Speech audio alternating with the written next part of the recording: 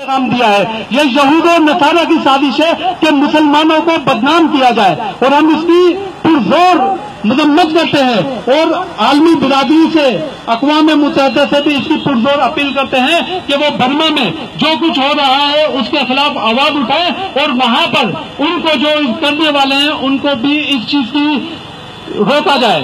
اور ہم انجمن سرفروشان اسلام کی جانب سے تمام برما کے شہیدین لواحقین کے ساتھ غم کا بھرپور اظہار کرتے ہیں اور اللہ تعالیٰ کی بارگاہ میں دعا کرتے ہیں کہ اللہ تعالیٰ ان کے درجات بلند فرمائے اور ہمارے حکمرانوں اور عالمی برادری کو مسلمانوں کا ساتھ دینے کی توفیق عطا فرمائے. وما علینا الا البلاغ المبین.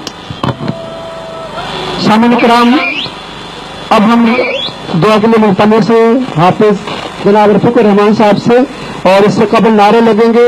آخری نعرہ برما کے مسلمانوں کے حق میں ہوگا. نعرہ ہوگا کہ برما کے مسلمانوں ہم تمہارے ساتھ ہیں. آپ یہ نعرہ لگائیں گے. نعرہ تکبیر، نعرہ رسالت، نعرہ حیدری.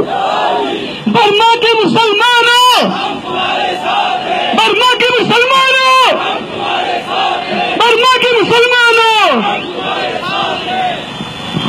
اللهم صل على سيدنا مولانا محمد وعلى آل سيدنا مولانا محمد وبارك وسلم عليه. ربنا ظلمنا انفسنا وان لم تغفر لنا وترحمنا لنكونن من الخاسرين. ربنا افرغ علينا صبرا وثبت اقدامنا وانصرنا على القوم الكافرين. رب اجعلني مقيم الصلاة ومن ذريتي. ربنا تقبل دعاء. ربنا اغفر لي ولوالدي وللمؤمنين يوم يقوم الحساب.